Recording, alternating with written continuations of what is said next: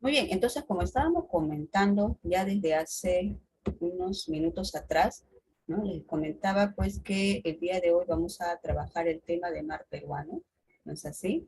Y vamos a hablar sobre muchos aspectos. Dentro de ellos, lógicamente, uno de los primeros puntos que nosotros vamos a tratar sobre el mar peruano habría de ser pues su ubicación y sus límites. Y los límites tienen que ver con este tema del diferendo marítimo que hace un ratito estábamos presentando a través de un informe.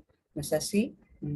Veamos por aquí, ¿no? ¿Qué es lo que caracteriza a nuestro mar? Bueno, en primer lugar, debemos recordar que el mar peruano es una porción del Océano Pacífico. ¿No es así?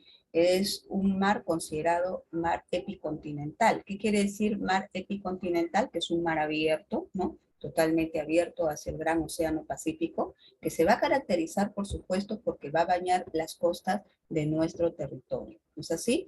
Y si nosotros habláramos de los límites en los que vamos a encontrar pues al mar peruano, diríamos lo siguiente, ¿no? Que por la zona del oriente o la zona del este, el mar peruano va a limitar con nuestro litoral. ¿No es así? Vamos a colocarlo por aquí, ¿ya? Aquí tenemos al litoral peruano, fíjense en el puntero láser, ¿no? Y este sería el límite del mar peruano, ¿no? Por la zona este o oriental, y de aquí se extiende hacia el interior hasta unas 200 millas marinas, ¿no? Estableciéndose, por supuesto, ahí un límite a través de una línea imaginaria, ¿no? Que sería, miren, equivalente a una distancia, como ya les dije, de 200 millas marinas o en kilómetros correspondientes, pues, a 371 kilómetros, ¿correcto? Este vendría a ser el gran mar peruano, que está considerado como uno de los más ricos del mundo, ¿no? Tú sabes muy bien que dentro de nuestro mar existe una gran diversidad de especies, ¿no? Que han sido consecuencia de las características particulares que va a presentar, por ejemplo, como el hecho de que presente una baja temperatura a pesar de que se encuentre en la zona tórrida del planeta. Nosotros sabemos muy bien que por estar muy cerca de la línea ecuatorial, no solamente el clima del Perú, sino las características del mar peruano deberían de ser pues de alta temperatura. Pero eso no sucede, ¿no? Todo lo contrario, gran parte del mar peruano tiene una temperatura bastante baja, baja en relación a lo que le debería de corresponder por la ubicación geográfica que tiene. No es así, pero justamente esa baja temperatura es un factor importante que genera pues una gran diversidad de especies ictiológicas. ¿No es así? Bueno, si es así, diríamos, pues entonces quizás se creería, ¿no? De repente, ¿no? En otros lugares del mundo estudian nuestro mar la gente pues pensaría, ¿no? Si el Perú tiene un mar sumamente rico en gran cantidad de especies, pues los peruanos, ¿no? Consumirán abundante carne y pescado. ¿No es así? Dirán, pues no, y el pescado será barato por allá, ¿no es verdad? Y será su principal fuente de alimentación. Al respecto, nosotros, ¿qué responderíamos? Que no es así. A pesar de que tenemos un mar con muchísimos recursos, pescado pues es un recurso cuyo precio, bueno, obviamente varía dependiendo, ¿no? de la especie, varía también dependiendo del tipo de extracción que se haya practicado, si puede ser una pesca artesanal, ¿no es verdad? O pesca industrial, qué sé yo, y también dependerá mucho de la ubicación en la que se encuentra la especie. Lógicamente, las que se encuentran más cercanas al litoral tienen un costo menor respecto de las que se encuentran mar adentro. Pero aún así, muchachos, sucede que nosotros, inclusive nosotros los que vivimos en la costa de nuestro país, no consumimos carne y pescado todos los días de la semana, ¿no? Sino, pregúntate tú, a la semana, ¿cuántas veces comes carne y pescado? ¿No? ¿Cuántas veces comes un ceviche, de repente un escabeche a base de pescado, ¿no? O de repente pues un sudado, qué sé yo. Y a la semana, de repente una o hasta dos veces, por lo general, ¿no? ¿Y por qué? Porque el precio pues es considerablemente alto. Ahí está, ¿no? Por ejemplo, algunos de sus compañeros dicen una vez a la semana. ¿No es así? Y es más, de repente hasta consideramos pues que el consumo de la carne de pescado está ligado con pues ocasiones especiales, con grandes reuniones familiares, ¿no? Hace unas cuantas semanas atrás, el precio de este pues alimento se había elevado exorbitantemente, a tal punto que uno iba pues a un mercado, ¿no? Y podía encontrar, por ejemplo, que el puré, que es una, ¿no? Es un tipo de especie marina, pues cuyo precio, digamos, es regular, había llegado a alcanzar hasta los 14 soles, que para, lógicamente, pues una familia de condiciones medias, ¿no es verdad? Y aún más, ¿no? De los sectores más bajos, pues es un precio bastante elevado. ¿No es así? Entonces, ¿por qué está sucediendo eso? ¿No? ¿Qué es lo que sucede con gran parte de los recursos que tenemos en nuestro mar? La pregunta habría pues que vincularla respecto de la práctica de extracción que se desarrolla. Lamentablemente, gran parte de nuestras especies son extraídas a través de lo que se conoce como la pesca de arrastre, ¿no? Que es prácticamente lanzar unas enormes redes hacia nuestro mar y estas redes pues se desplazan mar adentro, ¿no? Llevando consigo pues a todas las especies que encuentran a su paso, ¿no? Y esto es destinado principalmente para la industria pesquera, para la elaboración de las conservas de pescado, pero también para la producción de aceite y harina de pescado, que son la fuente o materia prima para desarrollar alimentos para ganados como el ganado porcino y también el ganado vacuno, ¿no? Y que se comercializa en el mercado internacional. Ese tipo de pesca, chicos, está generando muchísimos problemas que luego vamos a volver a comentar, ¿ya? Entonces tenemos al mar peruano, que forma parte del Océano Pacífico, ¿no? Hemos dicho que es un mar epicontinental, es un mar abierto, ¿ya? Que va a caracterizarse, ¿por qué? Porque pues tiene una extensión de 200 millas marinas, ¿no es así? Desde nuestro litoral hacia mar adentro, 200 millas marinas, equivalente a 371 kilómetros. ¿A cuánto es el área en total, no? Que habría de corresponder al mar peruano. Bueno, el área que correspondería al mar peruano sería de 626.240 kilómetros cuadrados, ¿correcto? Pero que aquí tendríamos pues que agregarle digamos, cantidad que hemos mencionado, 50.000 kilómetros cuadrados más, luego de los resultados determinados tras el diferendo marítimo con Chile hacia el año 2014, ¿no? Sabemos que en ese diferendo marítimo el Perú termina pues ganando, digamos, 5.000 kilómetros cuadrados de mar. ¿Ya? De eso también vamos a conversar en un momentito. Ahora, respecto de lo que vendrían a ser los límites, ¿no? ¿Con qué mares limita nuestro mar? Por el norte va a limitar con el mar de Ecuador, ¿no? Por aquí tenemos Ecuador, es así, aquí estaría pues nuestro mar. Y fíjense ustedes que para demarcar la frontera respecto a lo que vendría a ser el mar peruano y el de Ecuador, se establece una línea recta, ¿no? Esta obviamente correspondería a un paralelo, ¿no? Este paralelo está ubicado en lo que vendría a ser pues la boca de Capones, que se encuentra en el límite boreal de nuestro territorio, ¿no? Boca de Capones es un punto ubicado en el extremo norte del departamento de Tumbes y tomando en cuenta este punto se hace pues un trazo, digamos, mar adentro, ¿no? En forma horizontal como ustedes están viendo y eso demarca nuestra frontera. Fíjense ustedes, ¿no? Que el mar peruano por el norte limita con el mar de Ecuador, pero a través de un trazo, ¿no? de esta característica horizontal, ¿no? Y a partir de aquí, digamos, se extiende a 200 millas marinas, ¿no? Pero también notemos algo, miren chicos, que el territorio peruano no está ubicado en una posición vertical, ¿no? ¿Verdad? El territorio peruano no tiene una posición totalmente vertical, sino si ustedes se dan cuenta, el territorio peruano está ubicado en forma longitudinal, está como echadito, inclinadito. ¿No es así? Entonces, ¿qué es lo que sucede, muchachos? Que yo puedo medir desde este punto de acá hacia mar adentro 200 millas marinas, ¿no es verdad? Pero a partir de lo que vendría a ser, ¿no? Esto de aquí, este punto, que vendría a ser, pues, Illescas, por ejemplo, ¿no? La península de Illescas que se encuentra en el departamento de Piura. A partir de ahí me doy cuenta, pues, que se inclina el territorio del Perú. Entonces, el mar peruano debería de ser medido, ¿no? También tomando en cuenta dicha inclinación, ¿no? Entonces, tendría que medir así, 200 millas, ¿no es verdad? Y tomando en cuenta, miren, la posición geográfica que tiene el Perú, el mar peruano no debería de terminar así, en esta línea recta que ustedes están viendo por acá, ¿no? Sino tendría que extenderse aún más, ¿no es así? Hacia el sur. Vamos a dibujarlo por acá, ¿no? Entonces, si yo, por ejemplo, digo que el mar peruano tiene una extensión de 200 millas, ¿no es verdad? Desde el litoral, mar adentro, diría, ¿no? 200 millas medido desde este punto hasta acá. ¿No es así? Aquí tendría que tener 200 millas. Fíjense ustedes por aquí. Aquí también debería de tener 200 millas. ¿No es así? De la misma manera por aquí, ¿no? Y si quisiera seguir extendiendo el mar, ¿no? 200 millas, bueno, pues más o menos ocurriría esto. En el caso de nuestra frontera con Chile, nuestro mar se extendería así, si habláramos de las 200 millas. Ahora, nota aquí lo siguiente, que aquí hay una línea azul. Esta línea azul que estamos encontrando en la parte inferior corresponde a lo que Chile consideraba como el límite marítimo con el Perú.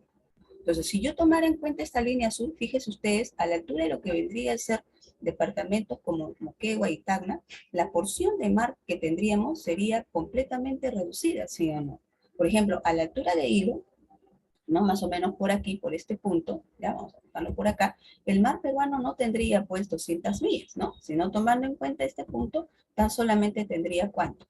40, 40 millas marinas, ¿ya? O sea, eso de 200 millas no corresponde pues a toda la extensión de nuestro mar, ¿no? Y tomando en cuenta lo de Tacna, Quito, ya obviamente ahí pues tendríamos una porción de mar mucho más chiquitita, equivalente aproximadamente a unas 5 millas marinas. Hablando, ¿no?, del extremo sur, pregunta, chicos, de cultura general. A ver, todo peruano debe saber eso, ¿eh? ¿Cómo se llama el distrito más austral que tenemos en nuestro país? El distrito más austral, frontera con Chile. ¿Saben ustedes cómo se llama? Obviamente ubicado en el departamento de Tacna. ¿Saben cómo se denomina? A ver, muchachos, si me escriben. ¿Cuál es el distrito más austral del Perú? Yo no he dicho departamento. El departamento sabemos que está, ¿no es verdad? Pero el distrito más austral, frontera con Chile, ¿cuál sería? A ver, ¿alguno de ustedes ha visitado Tacna? Muchachos, o de repente tiene familiares en esa zona, ¿ya? Miren, nosotros, a ver, estamos viendo que nos están comentando por aquí. No, muy bien. Yo creo que, ¿no?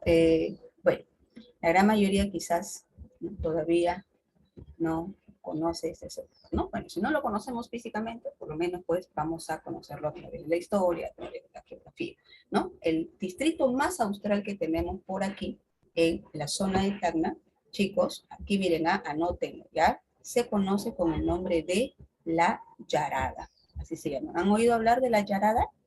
La Yarada Los Palos, así se llama, ¿no? La Yarada Los Palos, que se encuentra pues en la provincia de Tacna, que forma parte, lógicamente, del departamento de Tacna. Está a unas cuantas horas de la ciudad de Tacna, se dice, pero vuelvo a repetir que es el distrito frontera con Chile, la famosa Yarada de Los Palos, ¿ya? Y en ese lugar hay aproximadamente unos 5.000 habitantes. Y, muchachos, ocurre una característica particular ahí en la Yarada. La Yarada es un distrito costero que mira el mar, ¿no es así? Tiene unos 5.000 habitantes, como te dije, pero está asentado sobre un valle. Ahí la gente se dedica a lo que es el cultivo de las aceitunas y también de los cítricos. Pero se dice que este lugar tiene una curiosidad bastante resaltante, que es el hecho de que si por el oeste puede ver al Océano Pacífico, hacia el este, ¿no?, a unas cuantas, digamos, horas nada más de donde se ubica, se puede visualizar las altas cordilleras de nuestro país. Imagínense ustedes, ¿no? Este es el punto más extremo, vuelvo a repetir, que vamos a encontrar en el departamento de Tacna, ¿ya? Frontera con Chile, y aquí vamos a encontrar población quechua hablante, población también de origen aymara, bueno, que tiene pues décadas y décadas, ¿no?, asentados en este lugar, y han introducido, por supuesto, cada uno de estos pueblos sus prácticas, ¿no? Por ejemplo, se dice que una temporada buena para ir a visitar la Yarada, pues es la temporada de los carnavales, ¿no? En el mes de febrero aproximadamente, en donde pues hay grandes celebraciones en este lugar, ¿ya? Bueno, volviendo al tema, miren, chicos, ¿qué es lo que sucede? Sucede que si tomáramos en cuenta, vuelvo a repetir, esta línea azul que estamos viendo por aquí en el gráfico, el mar peruano, lo que vendría a ser, ¿no?, la altura de las costas de Tacna y las costas de Moquegua no tendría 200 millas marinas, ¿ya?, sino unas cuantas pocas millas marinas. Entonces, es esta situación la que generó, pues, lógicamente, toda la controversia de la que hace un rato estábamos viendo en el informe. Para Perú, ¿no? Siguiendo las características de posición que tiene nuestro territorio, el mar tendría que acabar acá, ¿no? O sea, el límite de mar sería acá. Pero tomando en cuenta las características de Chile, fíjense ustedes, por aquí está Chile, ¿no? Ustedes saben que Chile es una franja delgada, muy delgada, ¿no es así? Entonces, si tomáramos en cuenta lo que el Estado peruano indicaría, pues Chile también se vería afectado, porque tendría una extensión de mar bastante reducida, ¿no es verdad? Como ustedes están viendo o notando por acá. Entonces, esta zona, ¿ya? Toda esta zona de acá ha sido zona de controversia durante muchísimo tiempo. Ahora bien, profesora, pero no han habido acuerdos anteriormente, ¿no? Que hayan establecido pues una solución al respecto. A ver, veamos por aquí. Miren, ahí está justo lo que les estoy comentando, ¿no? Miren, según lo que vendría a ser Perú, ¿no? El límite de mar debería de respetar la posición longitudinal que tiene pues nuestro país, ¿no? Las 200 millas como estamos comentando por acá. ¿Ya? Mientras que Chile, como te decía, pues establece un límite, ¿no es verdad?, que vendría a ser tomando en cuenta un punto, ¿ya? Un punto en esta zona que vendría a ser conocido como el hito número 1, ¿ya? Profesora, ¿qué es un hito? Preguntarás tú. A ver, ¿quién recuerda qué es un hito? Un hito también es conocido como, pues, columna, ¿ya? O también se le conoce como mojón, por si acaso, ¿ya? Ese es el término que se utiliza. Vamos a decirle columna. Un hito, pues, es una frontera artificial que se establece entre países toda vez que no existe, ¿no? Digamos, un límite natural, como por ejemplo un río, como por ejemplo una montaña, como por ejemplo un lago, ¿no? Que pueda delimitar o separar a ambos países, ¿correcto? En el caso de Perú y Chile, en esta zona, en este extremo sur, muchachos, en este sector de acá, no existen ríos que pueda determinar, ¿no?, la separación entre ambos territorios. No hay ahí una cordillera, ¿no? No existe un lago, ¿no?, que los separe. Entonces, ¿cómo fue que para el año 1929, a través del Tratado de Lima, ¿ya?, se estableció la frontera por este sector? Bueno, lo que se hizo fue lo siguiente, ¿no? En el documento del Tratado de 1929 figuraba que respecto del mar, el límite entre Perú y Chile, entre el mar de ambos, quedaría establecido en el punto La Concordia. ¿Ya? El punto La Concordia vendría a estar acá, en este puntito rojo que yo acabo de dibujar, ¿ya? En este sector, ¿no? Y que, bueno, ¿no? A partir de aquí en adelante se establecerían, pues, los límites, ¿no?, entre ambos estados. Pero sucede que cuando se colocó el hito, o sea, esa columna que te digo, ¿no? Esa columna de cemento, cuando se colocó el hito a orillas del mar, lógicamente por el suelo, ¿no es verdad?, inestable que tiene el mar, ocasionó que ese hito se saliera. El hito apareció por otro lado.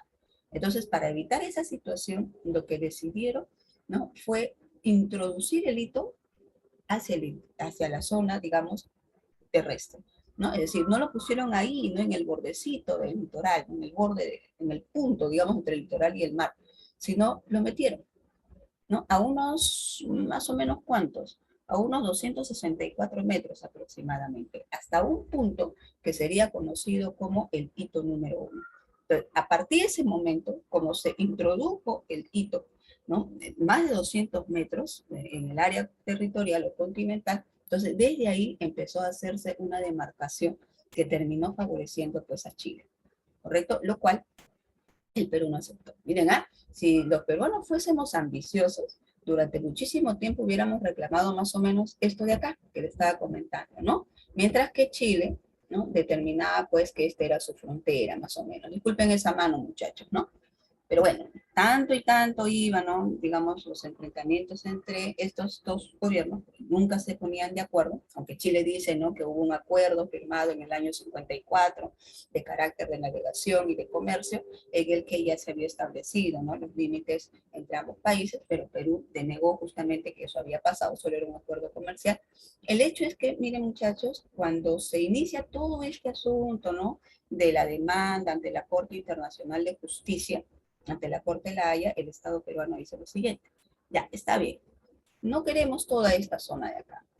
Vamos a marcar una línea equidistante. Miren, qué buena gente somos nosotros. ¿Qué quiere decir una línea equidistante? Una línea que vaya en medio, ¿no? O sea, se va a trazar una bisectriz, una línea que vaya en medio de lo que son las reclamaciones de Chile y las reclamaciones de Perú. Por eso acá dice línea equidistante. Esta línea equidistante va entre la postura chilena, que es este punto de acá, en la parte superior, y la anterior postura peruana, ¿no? Con esos, digamos, pues reclamos, es que se presenta la demanda, ¿no? Y finalmente, miren, ¿qué es lo que va a suceder? ¿No? Lo que estábamos hace un rato viendo en el informe, ¿no? Que ya para el año 2014, pregunta, ¿quién gobernaba en ese año, muchachos, al Perú? A ver, si recuerdan, ¿a quién vieron en el informe? ¿Quién era? A ver, ahí está claro, Ollanta, Nadie, no, Ollanta, ¿no? ¿Verdad?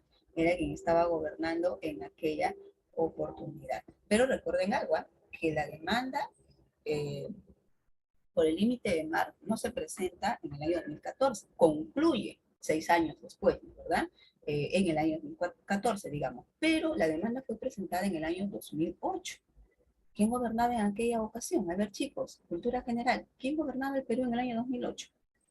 A ver si recuerdo, ¿no? Pero eso estaba más chiquito. Toledo, ¿no? Para, para el año 2008, quien estaba gobernando era Alan García Pérez, ¿correcto? O sea, quien presenta, ¿no? La demanda, quien mete la demanda a la Corte Internacional es el gobierno de Alan García. Pero claro, obviamente este tema del diferendo marítimo ya había sido, pues, tocado durante el gobierno de Toledo. ¿Correcto? O sea, años atrás. O sea, si yo recuerdo entre qué periodo gobernaron cada uno de los presidentes, diríamos, Toledo va del 2001, ¿no es verdad?, a lo que vendría a ser el 2006. Del 2006 al 2011 va Alan García. Del 2011 al 2016 iría Ollanta Humala, ¿no es verdad? Luego de ahí estaría PPK y bueno, todo lo demás tú lo recuerdas. ¿No es así? Entonces, sí, el tema a tratar respecto de la frontera marítima lo aborda inicialmente Toledo, pero quien pone la demanda en la Corte Internacional es el gobierno de Alan García, ¿correcto? Y quien obtiene los resultados de este diferendo marítimo es el gobierno de Ollanta Humala, ¿correcto? ¿Y qué fue lo que se estableció en aquella oportunidad, muchachos? Miren lo que dice acá.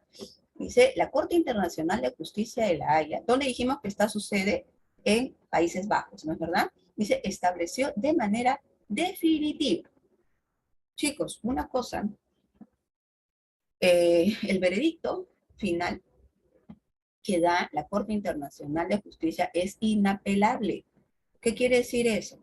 Que no puede haber otra demanda, que el Estado peruano no puede decir, bueno, yo no estoy de acuerdo con los resultados dados y por lo tanto voy a abrir nuevamente el caso, ¿no? Para que se vuelva otra vez a discutir.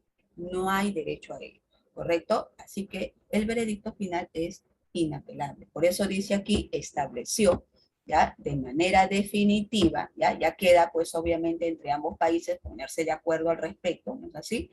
La frontera entre los dos países, ¿ya? La cual, fíjense ustedes, se inicia en el punto, dice, en el que el paralelo geográfico que pasa por el hito número 1 se interseca con la línea de baja de marea, ¿no? ¿Cómo es eso? O sea, tanto, vamos, aquí tenemos un mapita que nos va a ayudar, ¿ya? Miren, ahí está, miren.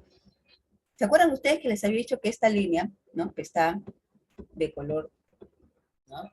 Claro, parece un color gris, celeste, diría yo. Esta línea inicialmente era la línea planteada pues por el Estado chileno, ¿verdad? Para los chilenos este era el límite de mar. ¿No es así? Para los peruanos este era el límite de mar. ¿No es así? Y esto todavía estamos hablando de la línea equidistante, ¿sí o no?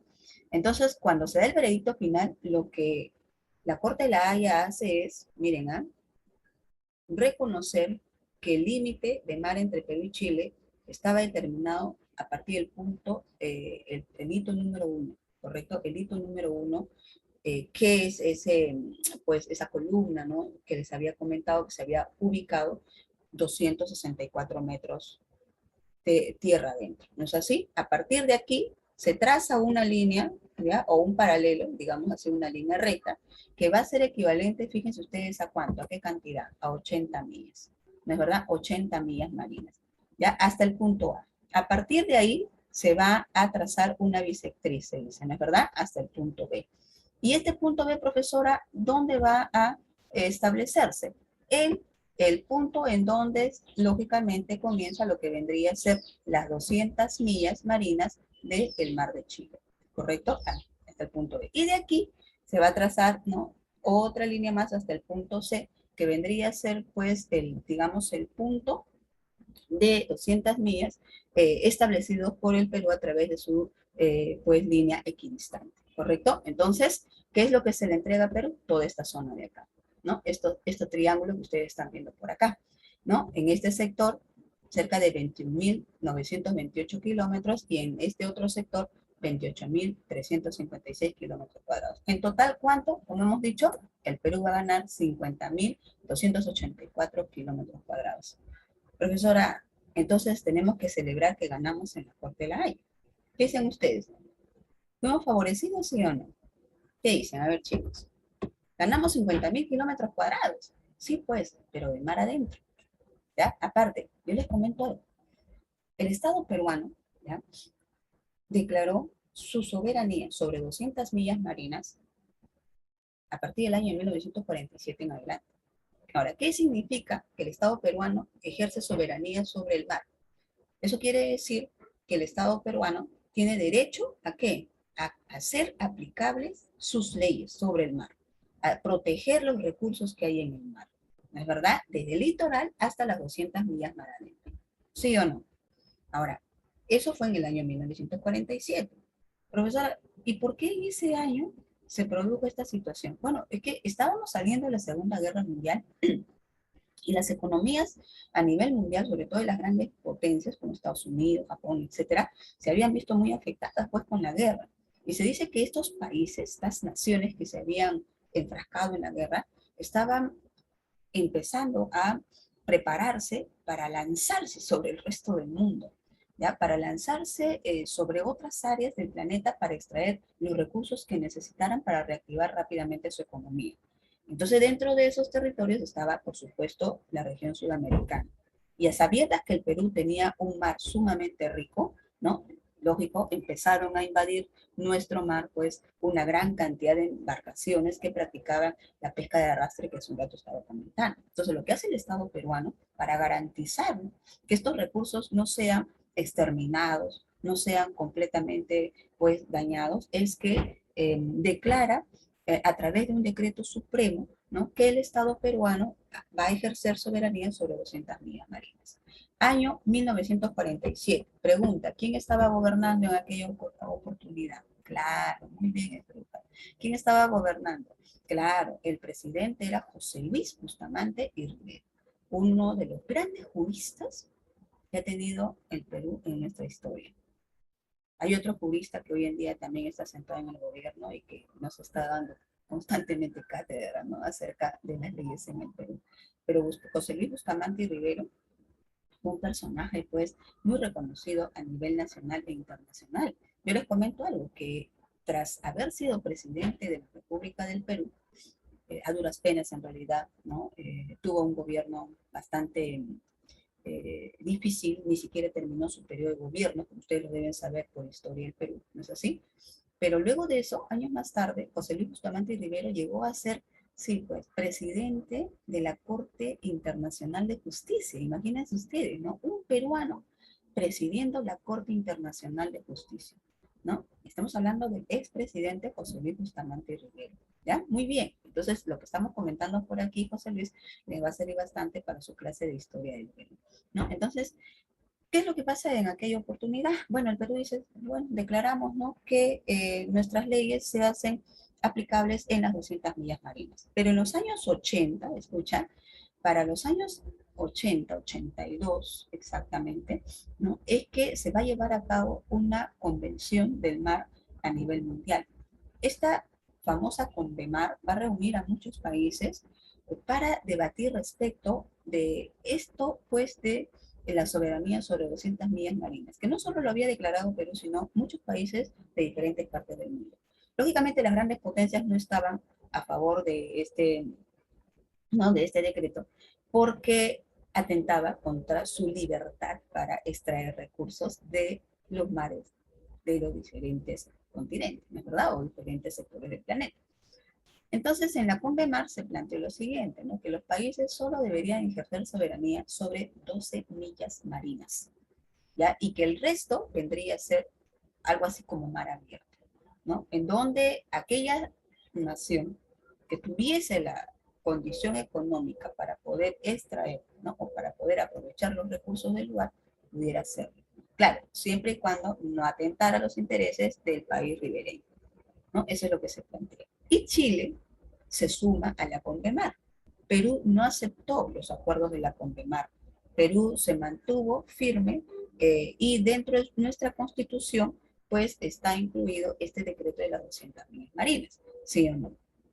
Pero Chile no, o sea, Chile no tenía 200 millas marinas, por lo menos dentro de esas 200 millas marinas no ejerce plenamente sus leyes, como lo hacen, por lo menos en teoría, el Estado peruano, ¿no? Sino solo 12 millas. Entonces, la pregunta era, ¿no?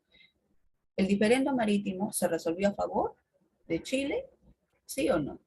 El diferendo marítimo finalmente favoreció a Chile, porque le dio la razón, porque le dijo a Chile, sí, tienes razón, el límite de mar empieza en el hito número 1, ¿no es verdad? Y de ahí se tiene que trazar una línea, un paralelo, ¿no es verdad? Una línea recta hasta las 80 millas, ¿no? Y de ahí recién, ¿no? Se hace pues un trazo, una bisectriz hasta los límites de mar que hemos comentado hace un ratito. ¿Sí o no? Ahora, la pregunta es si Perú se benefició o no. Y la respuesta es, bueno, ganó mar adentro, 50.000 kilómetros cuadrados, pero aquella porción de mar en donde abundan los recursos, esta partecita de acá, esa no la ganamos. Al contrario, perdimos. ¿No es así? Y más bien a Chile sí se le, ¿no?, reafirmó su posición sobre las 12 millas marinas, sobre la cual ejerce totalmente toda su autoridad. ¿Correcto? Profesora, pero ya pues, pero tenemos 50.000 kilómetros, a nada, de repente irán ustedes. Pero yo te pregunto, ¿en qué parte del mar abundan las especies? ¿Las especies marinas serán abundantes aquí, cercanos al litoral o mar adentro? ¿Dónde dicen ustedes que abundarán más las especies? Por ejemplo, ¿no? El fitoplancton, que es el inicio de la cadena alimenticia. ¿Dónde será abundante? ¿Aquí? ¿Cerca al litoral o mar adentro? Claro, cerca al litoral. Entonces, la zona que es rica, ¿no?, en especies es toda esta zona de acá, toda esta zona de acá, ¿no? Todo esto de aquí es un sector rico en especies, toda esta área de acá, ¿no es verdad? Toda esta zona. Y a nosotros nos han dado, ¿no?, una porción de mar más allá de las 80 millas marinas. ¿Hay especies? Sí, pero también hay el tipo de suelo, ¿no es verdad?, submarino, que es mucho más profundo, por ahí habrá cañones, ¿no es verdad?, por ahí habrá pues un relieve más accidentado.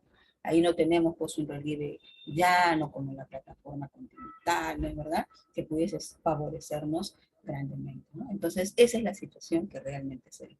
Pero, en definitiva, así quedó demarcado los límites de mar por el sur, ¿no? Entonces, si me preguntan a mí, ¿cuáles son los límites de mar por el norte? ¿No? Yo diría, con Ecuador está establecido en el paralelo a Boca de Capones, ¿no? Ahí empieza el mar peruano, hasta el punto número 1, el hito número 1, ¿no es verdad?, trazando, digamos, ya te dije, pues, ¿no?, una paralela de 80 millas de extensión, y de ahí, pues, se traza una bisectriz hasta llegar a los límites de 200 millas marinas respecto del mar de Chile y el mar de Perú, ¿ya? Esa vendría a ser la forma como hoy en día se establece o se demarca la frontera entre los dos países, ¿ya? La frontera marítima estamos refiriendo, ¿no? Por eso por acá, un ratito, vamos a borrar todo esto para que no se vea, no se vea feito, ¿ya? Vamos a ver por acá,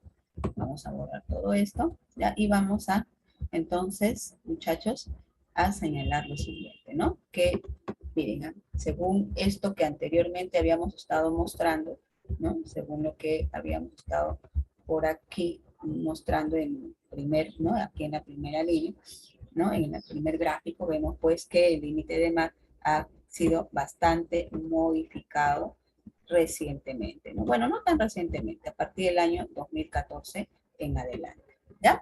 Muy bien. ¿Qué más debemos saber respecto de lo que es el mar peruano?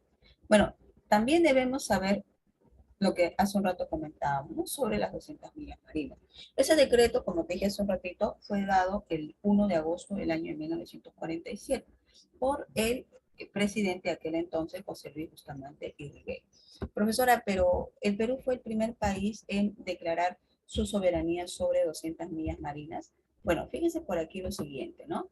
Que la doctrina de las 200 millas marinas no le corresponde, ¿no?, a Perú, sino, miren, fue inicialmente planteada en la Declaración de Panamá en el año 1939. ¿Ya? Miren, y también declarado como tal por el presidente de los Estados Unidos, en aquel entonces Harry Truman, en el año 1945. Entonces, ya para la década del 40, digamos así, ¿no?, la tesis de las 200 millas había sido asumido pues por varios países de la región americana, ¿correcto? Con la finalidad de que ese país pueda ejercer autoridad, soberanía sobre el mar adyacente a su litoral, ¿correcto? Ah, por supuesto que esta tesis va a ser asumida por varios países, dentro de ellos, por ejemplo, México en el año 45, Chile en el año 47, pero te dije que luego Chile en el año 82, ¿no? Lo que va a hacer, pues, es asumir los acuerdos de la CONVEMAR, quedando establecido su soberanía sobre lo que serían las 12 millas marinas, ¿no? Y Perú en el año 47, ¿no? Y ahí se van sumando otros países más, ¿no? Como Ecuador, etcétera, etcétera.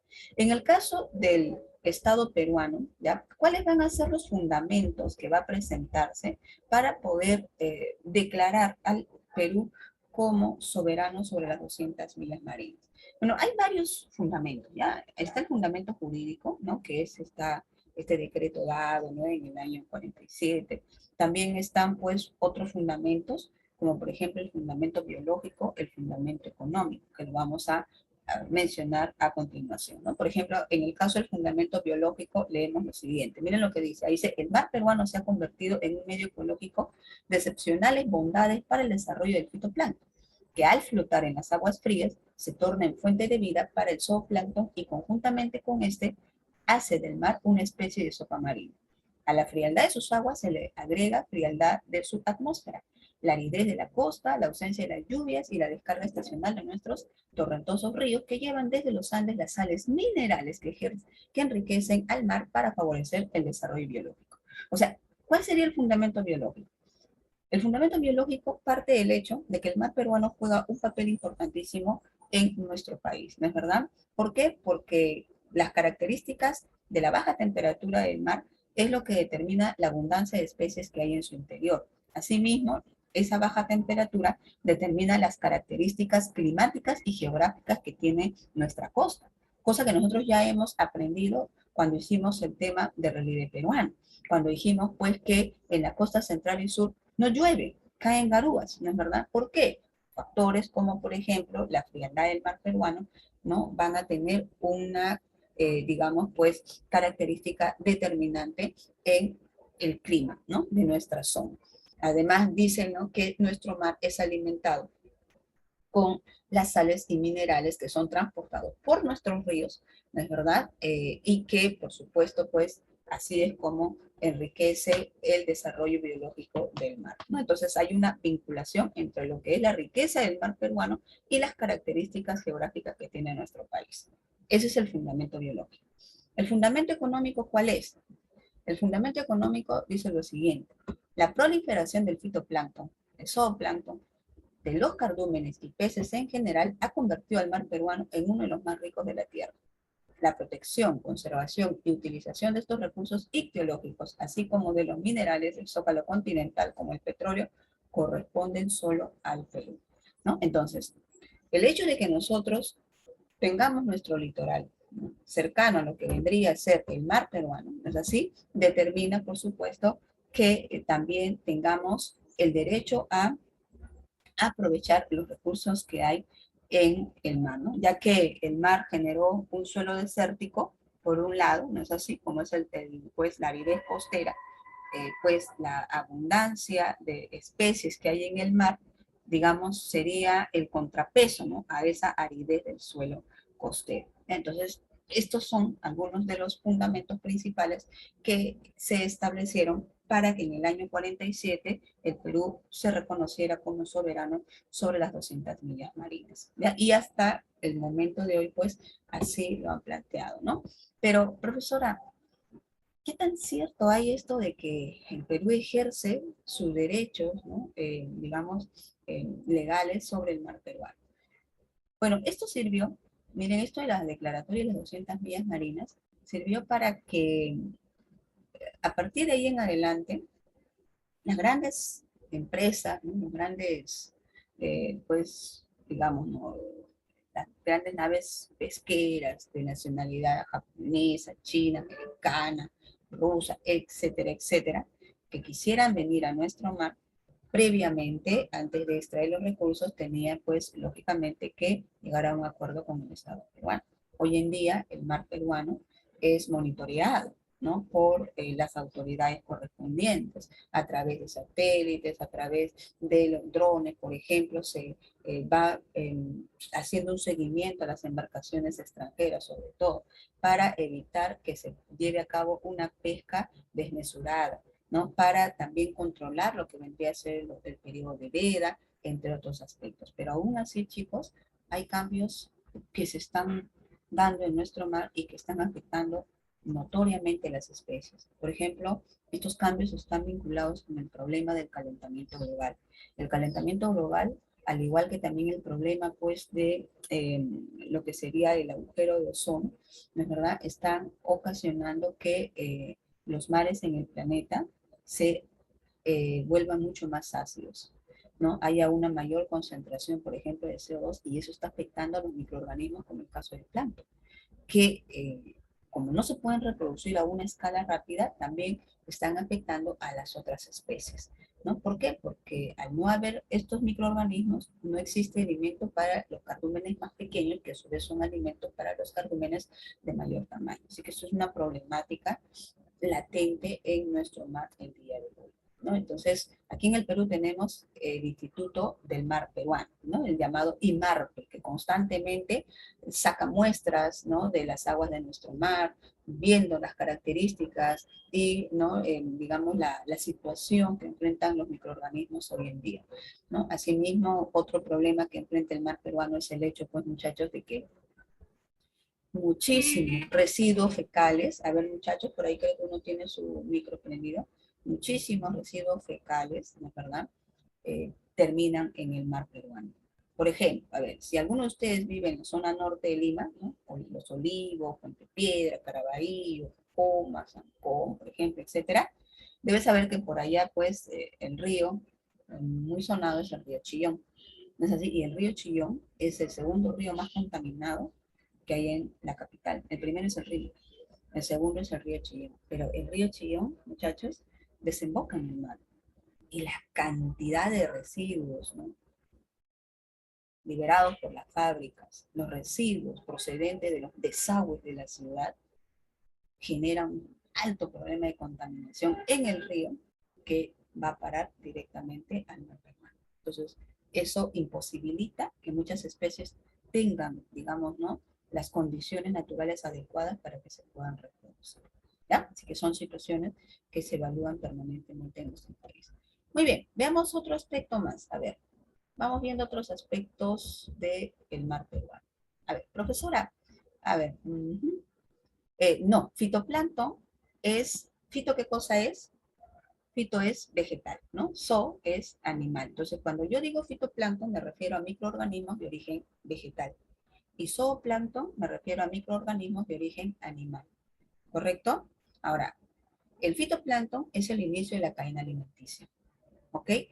El fitoplancton es alimento para el zooplancton, que a su vez, estos microorganismos de origen animal son la base de alimentación para los cardúmenes, perdón, más pequeños que hay en el mar peruano, ¿no? Y ahí empieza toda la cadena alimenticia, ¿ya? Pero, como les dije hace un ratito, ¿no? El punto de partida de esta cadena alimenticia serían los fitoplancton, los microorganismos de origen vegetal, ¿ok? Que van a abundar sobre todo en lo que se conoce como el zócalo o plataforma continental. Antes de hablar respecto de el relieve submarino, ya que también vamos a tocar el día de hoy, fíjense ustedes, vamos a hablar por aquí de lo que serían las regiones en el mar peruano. Sabemos muy bien que en el mar peruano no vamos a encontrar un solo sector. En el mar peruano podemos encontrar hasta 3 sectores, ¿no es así? Pero por las características que van a presentar, los vamos a clasificar en 2 grandes regiones o sectores, ¿ya? Vamos a hablar, por ejemplo, de lo que vendría a ser primero la región septentrional, ¿ya? Septentrional significa norte, ¿no, chicos? ¿Ya? La región septentrional del mar peruano, y luego vamos a hablar de lo que vendría a ser la región central y meridional del mar peruano. Recuerdan ustedes que meridional hace referencia a ¿qué? Al sur, ¿no es verdad? Entonces, primero nos referimos a la parte norte del mar peruano, ¿ya? A lo que se conoce con el nombre del mar tropical, ¿ya? Y luego vamos a hablar acerca de lo que sería, pues, el mar frío, ¿no es así? De la corriente peruana, así también se le llama. ¿Qué características tiene el sector norte de nuestro mar? Bueno, vamos a comenzar con ello, ¿ya? Dice aquí, se localiza desde Boca de Capones, que es la frontera, como ya hemos dicho, ¿no? Con el mar de Ecuador, hasta la península de Illescas, ¿ya? O sea, desde aquí, como ustedes están viendo en este gráfico, ¿no? Pueden ponerlo por acá. Desde este punto, ¿no? Boca de Capones, hasta aquí, hasta la península de Illescas. Todo esto vendría a ser el sector norte del mar peruano. ¿Qué bañaría las costas de qué departamentos? Lógicamente, baña las costas de Tumbes y la del departamento de Piura. Bueno, por lo menos gran parte de Piura. ¿Ya? La parte sur de Piura ya no, eso sería parte de lo que sería el sector central y meridional del mar peruano. Ahora, en esta parte del mar peruano, ¿no? De aquí a aquí, chicos, de aquí a aquí, pregunta, ¿qué características va a tener nuestro mar? En primer lugar, una característica fundamental es que sus aguas son cálidas, ¿ya? La temperatura del mar peruano en el sector norte va entre los 23 y 24 grados Celsius, ¿correcto? 23 y 24 grados. ¿Y eso por qué? Bueno, esto está determinado por la presencia de la famosa corriente denominada la corriente del Niño. Bueno, nosotros le llamamos así, ¿no? Aquí en el Perú se le conoce como la corriente del Niño porque su aparición lo hace a fines de diciembre, ¿no? En los últimos días de diciembre, más o menos a partir de la tercera semana de diciembre, esta corriente se está desplazando en dirección hacia nuestro mar. Pero recuerden ustedes que la corriente del Niño forma parte de una gigantesca corriente oceánica que se conoce con el nombre de la contracorriente ecuatorial, ya que se desplaza por lo que vendría a ser pues las costas de países como sería el caso de Ecuador, ¿no? Y que luego avanza hacia el sur, llegando hacia las costas de lo que vendría a ser pues nuestro territorio, ¿ya? Esa corriente del Niño es una corriente que viene de la región ecuatorial y por lo tanto es de aguas cálidas, ¿ya? Es de temperatura alta, ¿no? Claro, pero la corriente de Humboldt es la que está al sur, ¿ya? La corriente del Niño es la que va al norte, ¿ok? No confundamos. Una es la corriente del Niño, que influye sobre el sector norte de nuestro mar, ¿ya? Que es de aguas cálidas, y la otra es la corriente de Humboldt, que viene desde el sur, desde la zona de Chile, ¿ya? Y que baña la parte central y sur de nuestro mar. A diferencia de la corriente del Niño, que tiene aguas cálidas, la corriente peruana o de Humboldt tiene aguas frías. ¿Ya? Ahí tenemos 2 grandes corrientes, no se vayan a olvidar. Pero si a mí me preguntaran, ¿por qué el sector norte de nuestro mar presenta aguas cálidas? Mi respuesta sería por la influencia que ejerce sobre esta la corriente del Niño. ¿Ya? Profesora, y el hecho de que haya en este sector la corriente del Niño, ¿qué otras características provoca? Bueno, ¿no? Sabemos que como tiene aguas cálidas, entonces esta corriente va a generar pues una mayor evaporación, sobre todo en la temporada de verano, ¿no? Aquí hay evaporación, con ello, ¿no? El vapor de agua se va a condensar, va a formar nubes y va a generar fuertes precipitaciones en la costa norte del Perú, ¿no es verdad? Entonces, estas fuertes precipitaciones de la costa norte van a, tener cierto impacto sobre el mar, de la misma manera también sobre los ríos. Entonces, en la temporada de verano, los ríos van a descargar mayor cantidad de agua dulce hacia el mar peruano, en su zona norte, vuelvo a repetir. Por lo tanto, sucede pues que en este sector la concentración de salinidad, ¿no? Es de aproximadamente 35 gramos. Se dice que la salinidad del mar peruano es menor en la zona norte respecto a lo que vendría a ser la zona central y sur. ¿Ya? Y eso tiene que ver con las características de la corriente del Niño. Otra característica del mar peruano en este sector, ¿no? Es que sus aguas son de color azulino, ¿ya? Bueno, tú sabes en primer lugar que el agua no tiene color, la verdad, el agua no tiene color, no tiene olor, no tiene sabor, ¿no? No tiene forma inclusive, ¿no? Pero, ¿qué sucede? Que el color va a estar determinado muchas veces por diferentes factores. Por ejemplo, ¿no? Si en ese mar abundan, pues, microorganismos de origen vegetal, ¿no? Que lógicamente si son de origen vegetal, pues contienen clorofila, ¿no es así? Entonces el mar se va a ver verdoso. En el caso del sector norte de nuestro mar, no abunda el fitoplancton, ¿ya? Entonces, el mar, pues, digamos, es incoloro. Pero, por efecto de la dispersión de la luz solar en las moléculas de agua, es decir, ¿no? Por reflejo de la luz del sol, las aguas de la zona norte de nuestro mar aparentan el color azulino. Y de verdad, las playas del norte peruano son hermosísimas, ¿no? La arena, ¿no? En sectores como Cabo Blanco, por ejemplo, Máncora, ¿no? El paisaje es hermosísimo, se asemeja mucho, ¿no? A lo que vendrían a ser pues las playas del mar del Caribe. Y sus aguas son igualitos, azulinas. ¿No es verdad? Muchas de las películas peruanas han sido grabadas en escenarios como los que yo les estoy comentando. O sea, no han necesitado ir pues al Caribe, no han necesitado ir pues por el mar Mediterráneo, de Europa, no. Los han filmado ¿no? en el norte del Perú, entre lo que vendría a ser, ¿no? El litoral de Tumbes y el litoral de Piura, en donde las aguas son bastante azulinas. Profesora, y en ese mar azulino, en donde no abunda, ¿no? El fitoplancton que usted está comentando, ¿hay especies? Por supuesto que hay. Aquí vamos a encontrar especies que están adaptadas a aguas de alta temperatura. Bueno, en realidad, alta temperatura no tiene. Lo que pasa es que esta es la temperatura que le debería de corresponder a todo el mar peruano, por encontrarnos cerca de la línea ecuatorial, ¿ya?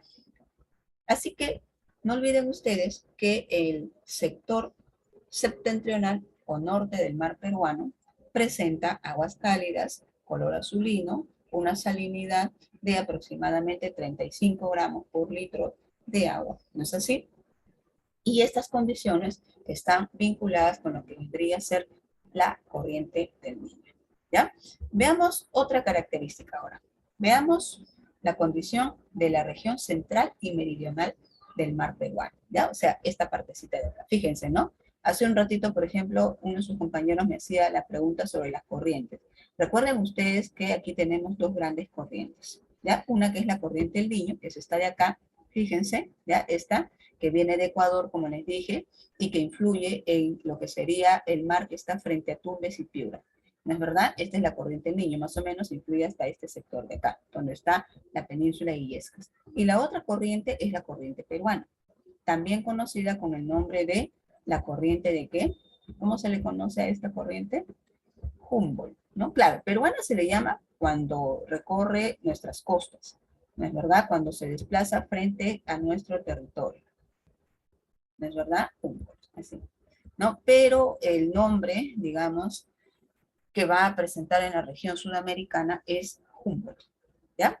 ¿Y por qué se le llama así, profesora? Bueno, Alexander von Humboldt fue un científico, un explorador de hace más de 200 años atrás, que participó en innumerables expediciones de investigación, ¿no? Que se llevaron alrededor del mundo. ¿Ya? Él era de origen alemán. Entonces, en cierta ocasión, estuvo navegando pues, por las costas de Sudamérica, ¿no? Por las costas de Chile, las costas de Perú, de Ecuador también, y ahí notó una situación bastante curiosa, ¿no? Que a pesar de la ubicación geográfica que tenía el Perú, su mar era de temperaturas bajas. Entonces, Alexander von Humboldt se pregunta por qué estas tierras, estando en la zona ecuatorial del planeta, tienen un mar frío. Y ahí descubrió que había pues una corriente oceánica que se desplazaba desde el sur, haciendo, miren, este recorrido de acá, ¿no? Iba del sur, ¿no? Vamos a decir así, de sur-este, ¿no? Es el sur recorrido inicial, y avanza, miren, desplazándose por todo el litoral, ¿no es verdad? Así golpeando hasta la altura de lo que sería también pues la península de Illescas, ¿correcto? Y luego se desvía hacia el occidente, ¿correcto? O sea, su recorrido sería de sureste a noroeste, ¿correcto? Aquí se desplaza en dirección pues a lo que sería la región de Oceanía, ¿ya? Profesora, una consulta. ¿Qué función cumplen las corrientes marinas? Pues las corrientes marinas, ¿ya? Son grandes corrientes de agua, por supuesto, que se van a caracterizar porque la función principal que van a cumplir es la de regular la temperatura a nivel de los mares y también a nivel ambiental. ¿Correcto? Las corrientes marinas tienen la finalidad de regular la temperatura en el planeta. ¿Por qué? Porque trasladan aguas frías para zonas cálidas y a la inversa, ¿no? Trasladan aguas cálidas para zonas frías, provocando, por ejemplo, todo un proceso de lluvias, sobre todo las corrientes cálidas, ¿no? Que van a facilitar el desarrollo, pues, de elementos naturales, al igual que también de actividades, como es el caso de la agricultura. Así que las corrientes cumplen un papel importantísimo en el planeta. Y en el caso de nuestro mar central y sur, vuelvo a repetir, miren a esta región, que comprende desde la península de Illescas hasta el hito número 1, que hemos comentado hace un ratito, que establece, ¿no? Con la frontera con Chile. Bueno, este es un mapa antiguo, ¿no es verdad? Por aquí nosotros diríamos, no, aquí hay una modificación. Ahora es así, ¿no es verdad? Ahora es así, toda esta zona de acá. Bueno, se dice pues que este sector de nuestro mar, ¿ya? De aquí a aquí, hasta el extremo sur, este sector se caracteriza, miren, a diferencia del anterior, porque sus aguas son frías. ¿Ya? Entonces, en la parte central y sur, el mar peruano tiene aguas frías. Su temperatura iría entre los 17 a los 19 grados Celsius aproximadamente. ¿No? Te preguntan, ¿y por qué el sector central y sur del mar peruano tiene aguas frías? Tú dices, por la influencia de la corriente peruana. ¿Ya? ¿Ese es el único factor? No, hay otros factores más que lo vamos a mencionar a continuación. ¿Ya? Y también, miren, como dice acá, miren, debido a la corriente peruana de Humboldt y también a un fenómeno importante que nosotros vamos a pues mencionar, que vendría a ser el fenómeno del afloramiento. ¿Ya? El afloramiento es un fenómeno que ocurre en aquellos mares que van a tener como característica principal pues un zócalo continental bastante amplio y poco profundo, que es lo que caracteriza al mar peruano. El mar peruano, en su relieve submarino, tiene un zócalo amplio, un promedio de unos 150 kilómetros de extensión, ¿ya? Y de poca profundidad. Entonces ahí es donde se produce el afloramiento. ¿Y en qué consiste? El afloramiento es un fenómeno que consiste, muchachos, en el ascenso de aguas profundas frías a la superficie, obviamente el ascenso, ¿no? Y el descenso de las aguas superficiales cálidas. O sea, hay un constante reemplazo de las aguas superficiales cálidas por las aguas profundas frías. ¿Ya? Es decir, el mar peruano se desplaza de esta manera, ¿no? O sea, las aguas de abajo ascienden, pero ascienden acompañadas de ¿qué? De nutrientes que son importantes para iniciar el ciclo de alimentación. ¿Correcto? ¿Y por qué se mueven así, dirás tú, no? ¿Por qué el mar peruano vive este fenómeno de afloramiento? Bueno, además de las características del relieve submarino, también tenemos que mencionar que aquí influye mucho, vamos a colocarlo aquí para no olvidar, ¿ya? Lo que vendrían a ser unos vientos planetarios, ¿no? Que ya nosotros anteriormente hemos estudiado, que vendrían a ser los famosos vientos, ¿vientos qué, chicos? Los vientos alisios, ¿ya? Los vientos alisios, vuelvo a repetir, son vientos planetarios, que se desplazan desde la región de los trópicos hacia la región ecuatorial. Es decir, del trópico de Cáncer y del trópico de Capricornio hacia la región ecuatorial. Y viajan de este a oeste, ¿correcto?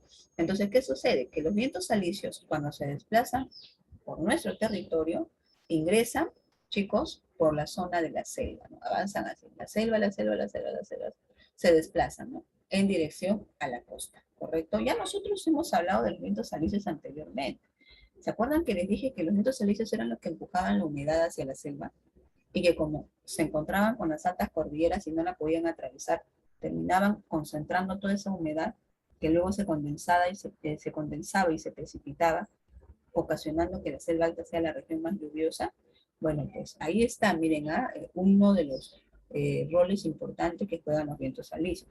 Pero luego de ese incidente que te comento, los vientos alisios van a seguir soplando, se van a desplazar hasta llegar al mar, ¿no? Y al avanzar hacia el mar, van a soplar, ¿no?, sobre la parte superficial del mar peruano, ¿no?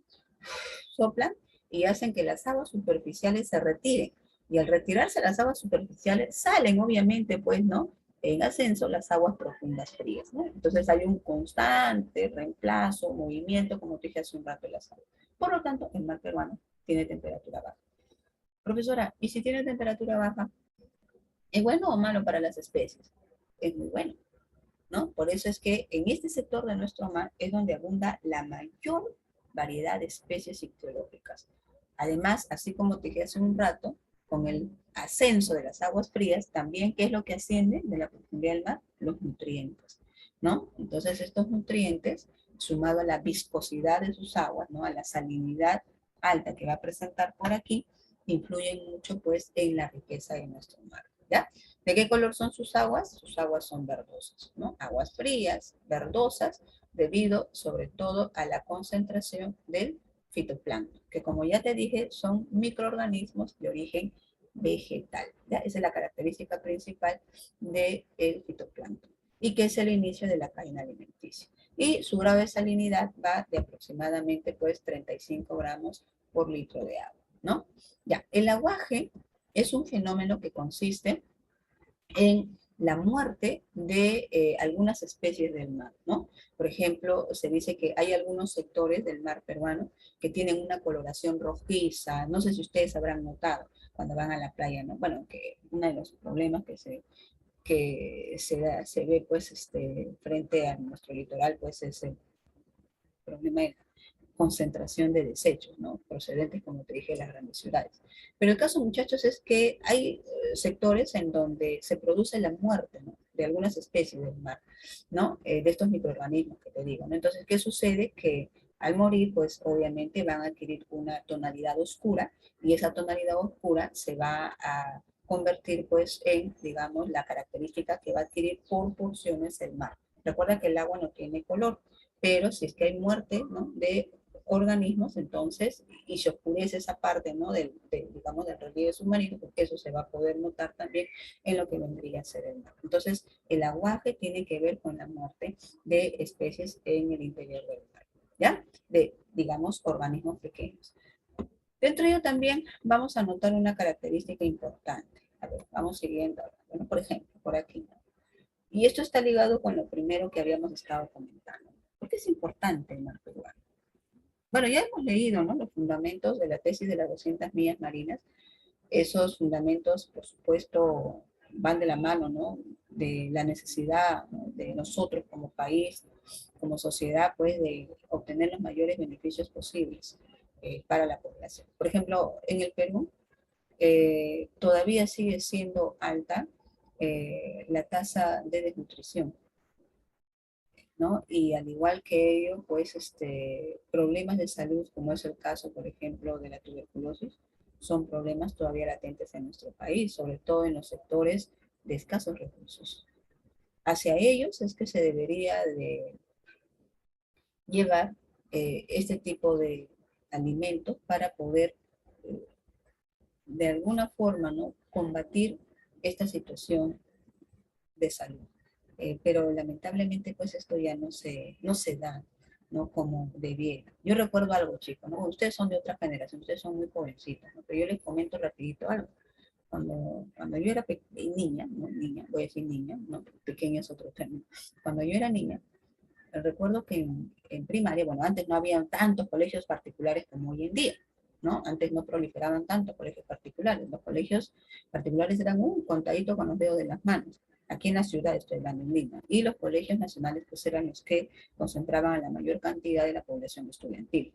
Entonces, en los colegios estatales, recuerdo yo, ¿no?, cuando estaba en primer grado, segundo grado, a nosotros nos distribuían desayuno. O sea, aparte del desayuno de casa, ¿no?, ahí en el colegio, en el primer recreo, nos daban un desayuno muy consistente. Nos daban unos panes grandes, me acuerdo, ¿no?, que contenían en su interior conserva de pescado, ¿ya? Y también nos daban un desayuno a base de trigo, ¿ya? Y de verdad que era muy agradable.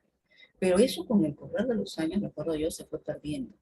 Y hoy en día, por ejemplo, ¿no? Nos dicen caliwarma, ¿no? Desayuno no asegurado para los niños. ¿Qué le dan a un niño, ¿no? En edad escolar en los colegios estatales? Le dan un, ¿no? Una cajita de frugos, ¿no? Unas galletas, ¿no? Que no sé, qué tienen supuestamente hierro y no sé qué, pero eso obviamente no va a servir para contrarrestar el problema, pues, de la desnutrición, ¿no? De la niña que estoy comentando. Entonces, los recursos que tenemos en el mar, ¿no? Podrían ser muy importantes para enfrentar esta situación, pero lamentablemente no existe, pues, ¿no? Bueno, hasta el momento, ¿no? Una política que pueda permitir que un mar tan rico como el nuestro sea de beneficio para la gran mayoría de la población. Entonces, dentro de la importancia está cual, dice, los recursos hidrobiológicos del mar del Perú son recursos naturales que se encuentran a disposición de la población, en teoría, ¿no es verdad? Y por tanto deben ser explotados en forma racional, ¿no? Los recursos hidrobiológicos del mar del Perú son recursos naturales con los que se compensa la aridez de la costa, cosa que estábamos comentando hace un rato y que era el fundamento de la tesis de las 200 millas marinas, ¿no? Porque por un lado sí, pues nuestra costa es árida porque no hay lluvias y no hay lluvias porque el mar es frío, ¿no? Pero ¿cómo es que el mar nos ha compensado? A través de la abundancia, pues, de especies ictiológicas, ¿no? Pero es importante, como ya habíamos comentado, que exista, pues, una explotación racional de este recurso, ¿no? Eh, Muy bien. A ver, pregunta de examen de admisión en más de una oportunidad. Pregunta de examen. Miren, ¿ah? Vamos a escondernos por aquí un rato. Dice, pregunta, ¿por qué el mar peruano es tan rico?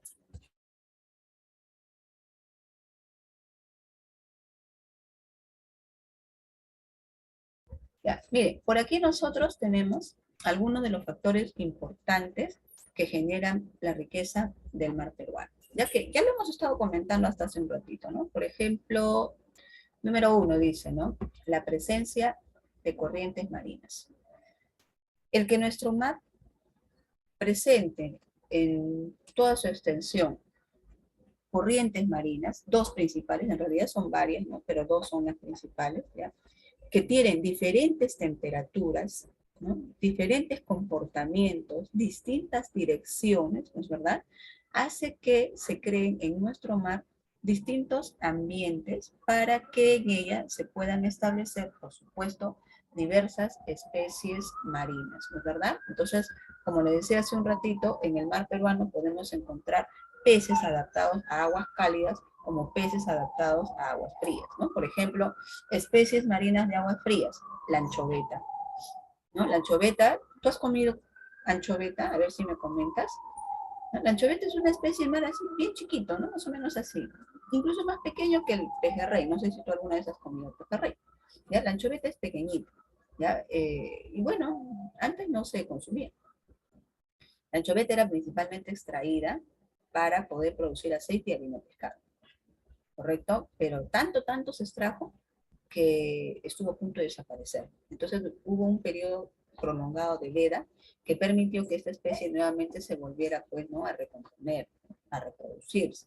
¿No es así? Y hoy en día se sigue extrayendo. Pero en la actualidad lo que está haciendo ya desde hace algunos años atrás el gobierno es promover el consumo de carne de anchoveta. Entonces hoy en día tú puedes encontrar conservas de anchoveta. Y yo les recomiendo, chicos, ya que si tienen hermanitos pequeños en casa, les sugieran a sus mamitas a que les dé de comer conservas de anchoveta. Y si consiguen el pescado fresco, ¿no es verdad? De chiquitito, ¿no? Mejor todavía. ¿No? ¿Por qué? Porque la anchoveta es una especie de nuestro mar de aguas frías, ¿no? Que tiene alta concentración de omega 3, que es muy importante para el desarrollo del cerebro, muchachos. ¿Ya? Entonces, cuanto más pequeños empecemos a consumir alimentos con omega 3, definitivamente, pues, los resultados van a ser bastante buenos, ¿ya? Así que, bueno, profesora, yo ya no tengo 5 años, no importa, consúmelo, ¿ya? Si es posible, pues, ¿no? Y ahí existen diferentes formas, ¿no? Inclusive puedes hacer unos tallarines, ¿no? De conserva de pescado, bueno, a consumir anchoveta, ¿ya? Entonces, esta es una especie de aguas frías. El puré también, por ejemplo, ¿no? La caballa, etcétera, etcétera. Pero si nosotros hablamos de especies de aguas cálidas, bueno, no sé si de repente ustedes han consumido el pescado llamado perico. ¿Han comido perico? No estoy hablando, por si acaso, de un ave, estoy hablando de perico. Perico es una especie de aguas cálidas, grande, es una especie grande, ¿no? Algunas pueden tener pues unos 20 más o menos de longitud, hasta un poco más he visto, por si acaso, pero estas proceden de la zona norte, ¿ya? Proceden del sector que está frente a lo que vendría a ser pues Piura, por ejemplo, ¿ya? Y corresponde a aguas cálidas. Sí, ¿no? Ahí está. Así es, ¿no? Por ejemplo, así es. Bueno, los peces de carne blanca, como nosotros decimos, son, bueno, en primer lugar tienen un costo muy alto, ¿no es verdad? Y son peces de mar adentro. Estos no están cerca al litoral, ¿ya? En el caso de otro factor importante que influye en la riqueza del mar peruano, pues aquí diríamos que vamos a encontrar al afloramiento, que hace un rato estábamos comentando. ¿No es así? El afloramiento que implica el ascenso de aguas profundas frías a la superficie cargadas de nutrientes, también pues son importantes porque estos nutrientes van a servir de alimento para los microorganismos, ¿no? Como es el caso del plancton. Entonces aquí tenemos dos factores importantes, muchachos, ¿ya? La presencia de las corrientes marinas, ¿ya? Las corrientes marinas son producto de qué?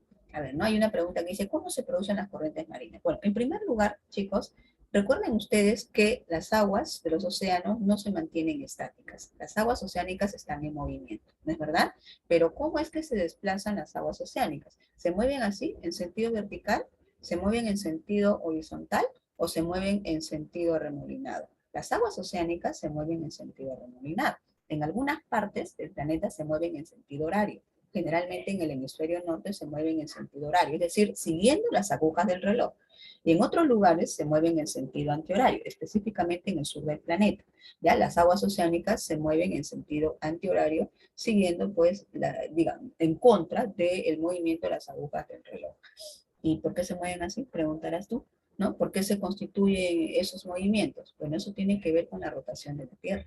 ¿Ya? Y con un efecto que es producto de la rotación terrestre conocido como el efecto Coriolis, que no sé si recordarás tú cuando vimos uno de los primeros temas del curso de geografía, ¿no? Entonces, las corrientes marinas son el desplazamiento, ¿no? De las aguas oceánicas en forma remolinada, ¿ya? Que es producto de la rotación de la Tierra y que, como dije hace un ratito, van a ser importantes porque tienen como función principal regular la temperatura a nivel global.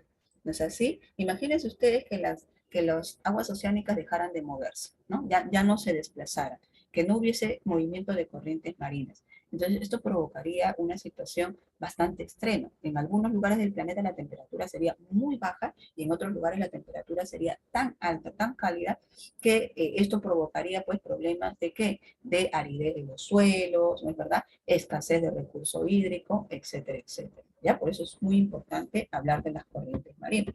Y aquí en el caso de las corrientes de Humboldt y las corrientes Niño vemos que son, ¿no?, los que influyen pues en la diversidad de nuestro mar, ¿no? Veamos por aquí ahora las características que tiene el relieve submarino. No, no olvides, ¿ah? La riqueza del mar peruano se debe a factores como la presencia de las corrientes marinas, ¿no? Sobre todo la corriente de Humboldt, que es la que con sus aguas frías determina la gran diversidad, ¿no?, de especies en el lugar, y también el afloramiento, ¿ya? Pero si hablamos de lo que vendría a ser el relieve submarino, miren, vamos a encontrar lo siguiente, ¿no? Que en el caso de nuestro mar, este tiene un relieve que va a presentar diferentes estratos o diferentes sectores, ¿ya? Dentro de ellos, por ejemplo, tenemos a la primera zona, ¿ya? O sector que se conoce, fíjense ustedes por aquí con el nombre, vamos a colocar en esta partecita de zócalo continental, ¿ya? El zócalo también es conocido como plataforma continental. ¿Por qué, profesora, se le llama plataforma continental? Porque el zócalo, muchachos, este sector de acá, habría de ser, ¿ya?, esta partecita de acá, habría de ser la consecución del área continental, ¿no? Es decir, cuando, por ejemplo, no sé si tú recordarás, cuando nosotros hablamos de la geósfera, y hablamos de la corteza terrestre, no sé si tú recuerdas, dijimos que la corteza terrestre tiene dos capas, que vendrían a ser el cial y el cima, ¿no es verdad? El cial que constituye la base de los continentes, ¿no es verdad?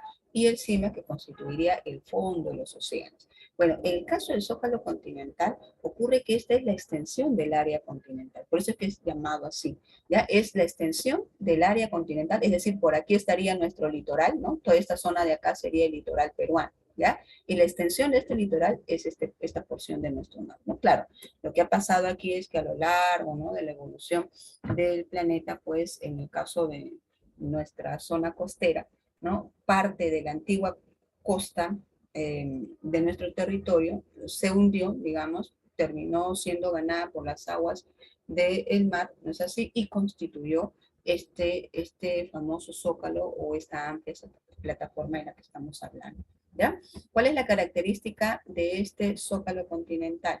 Bueno, que es una meseta, como ustedes están observando por aquí, que se va a extender hasta los 200 metros de profundidad, ¿ya? Y que va a ser conocida, fíjense ustedes aquí, como la zona fótica.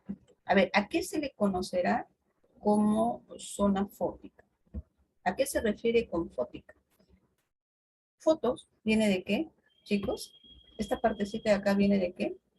De luz, ¿no es verdad? Es la zona de luz. ¿Correcto? Por eso dicen es la zona fótica. Profesora, ¿y cómo es eso que es la zona de luz? Bueno, lo que pasa es que como el zócalo continental es amplio, poco profundo, es hasta este sector, miren chicos, vamos a dibujar por aquí, ¿ya? Aquí está el sol, suponiendo que este es el sol, ¿no? Es hasta este sector, hasta donde se va a poder percibir, ¿no?, los rayos solares. ¿Correcto? Los rayos solares van a introducirse hacia nuestro zócalo continental, ¿no? Lo cual es factible para que se lleve a cabo ahí el proceso de la fotosíntesis, ¿no? La fotosíntesis a su vez pues va a permitir qué cosa, que se lleve a cabo aquí el desarrollo de microorganismos de origen vegetal, como es el caso del fitoplancton, que son organismos, ¿no?, microorganismos vegetales que vamos a encontrar en el mar, ¿no es verdad? Entonces por aquí decimos pues, ¿no?, que la zona conocida como el zócalo o plataforma continental hace referencia a lo que sería pues la zona de luz del relieve submarino en donde se lleva a cabo la fotosíntesis y por ende abundan pues los microorganismos en este sector. ¿Ya? Su mayor ancho, fíjense ustedes, está frente a Chimbote, en el departamento de Ancash. Aquí va a tener aproximadamente unos 140 kilómetros de extensión. Y su menor ancho lo vamos a encontrar frente a lo que vendría a ser la localidad de Ocuña, que forma parte del departamento de Arequipa. Aquí el zócalo continental solamente tiene 3 kilómetros de extensión, ¿ya? ¿Qué es lo que vamos a observar por aquí? Como hace un rato estábamos comentando, vamos a hallar aquí los vestigios de la primitiva cordillera de la costa, ¿no? Por ejemplo, aquí en el zócalo continental vamos a encontrar a nuestras islas, ¿no? Por ejemplo, tú has visto a las islas del Frontón, que están, ¿no?, frente a lo que vendría a ser pues nuestro litoral, eh, claro, costero, ¿no? Claro, muy bien, ahí está, ¿no? El Frontón antiguamente había sido una zona de, bueno, era un penal, no sé si ustedes saben eso, era una cárcel. ¿Saben quiénes estaban ahí en el Frontón? Durante muchos años ahí se enviaba pues a los que habían sido acusados por asuntos políticos, ¿no? Aquellos que eran acusados por terrorismo. Estamos hablando de Perú, ¿no? Sucede pues que eh, los llevaban hasta la isla del Frontón, muchachos. Y así es, sí, y bueno, desde antes todavía, antes del primer gobierno de García. Y bueno, ahí ocurrió un incidente, ¿no? A finales del primer gobierno de García que terminó con el asesinato de los presos políticos que estaban ahí, que estaban reclamando obviamente por sus derechos.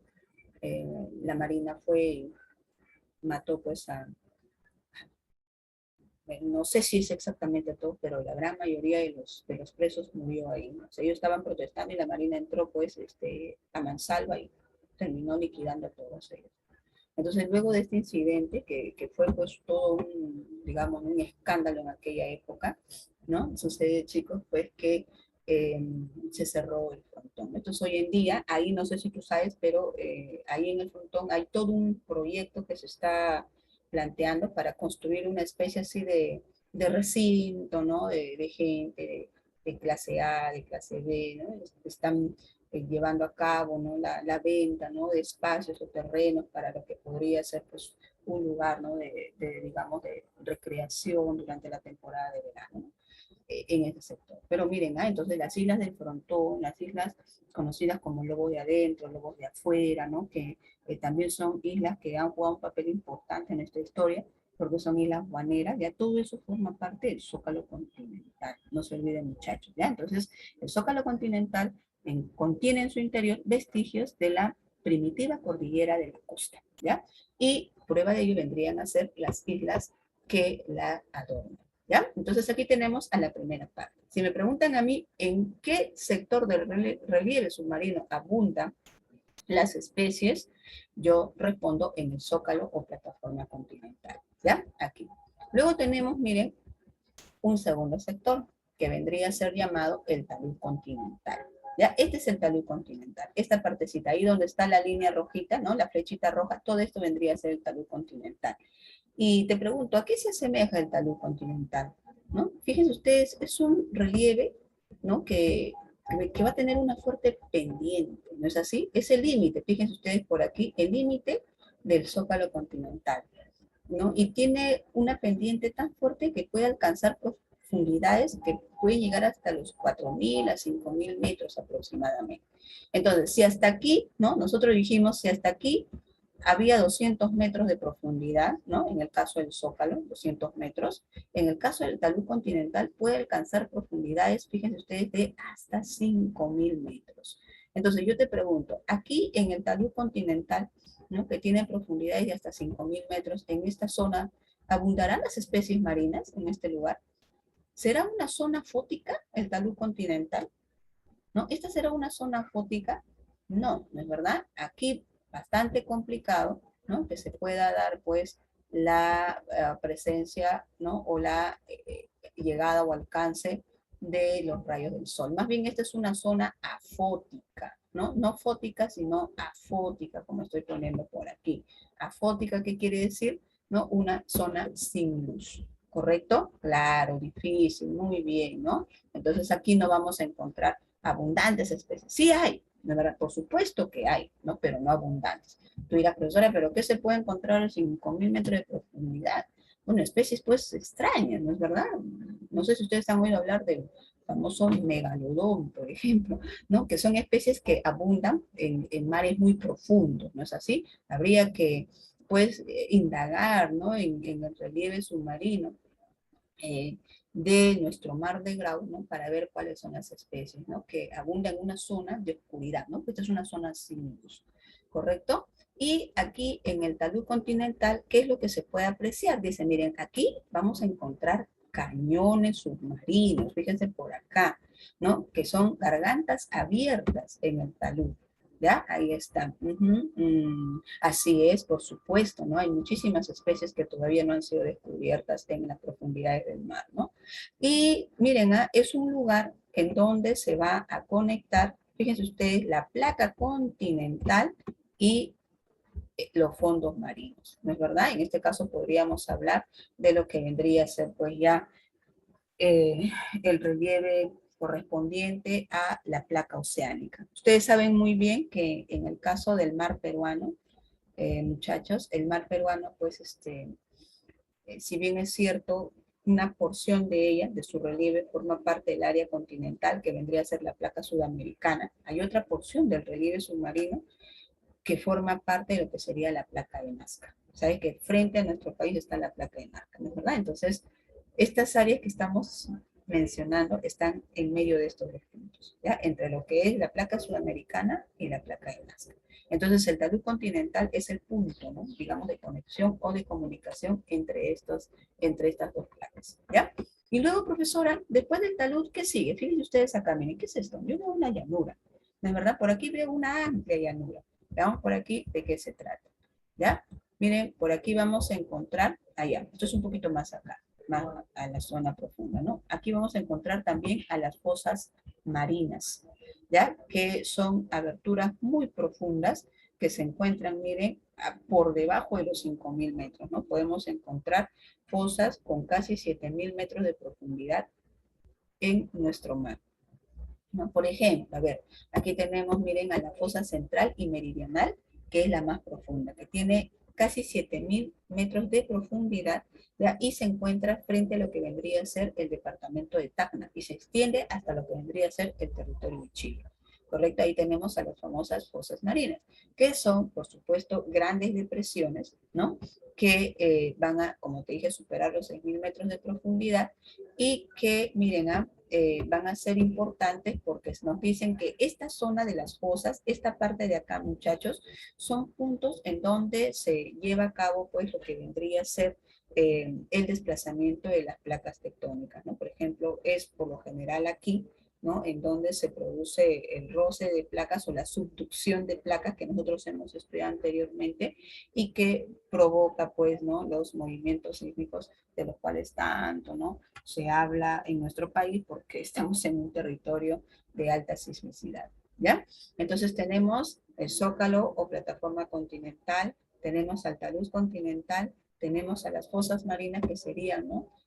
Pues las grandes y profundas aberturas, ¿no? Con más de 6.000 metros de profundidad y también tenemos por aquí, bueno, esto sería, toda esta zona de acá que te dije hace un ratito sería la llanura oceánica, todo esto es la llanura oceánica. Y aquí, ¿no? Vamos a encontrar también lo que vendría a ser, miren, la dorsal oceánica. ¿Qué es la dorsal? Bueno, son cordilleras. Cordilleras en proceso de formación, ¿correcto? Son cordilleras sumergidas que pueden llegar a superar los 300 metros de altitud. Fíjese usted, ¿no? Nosotros estaríamos acá, miren, nosotros estamos acá, aquí en el litoral, ¿no? Por aquí está la plataforma, el talud, la llanura oceánica y por aquí la dorsal. ¿No es verdad? Y claro, decimos dorsal oceánica. En el caso de nuestro territorio, nosotros tendríamos que hacer mención de lo que sería la dorsal de Nazca. ¿No es así?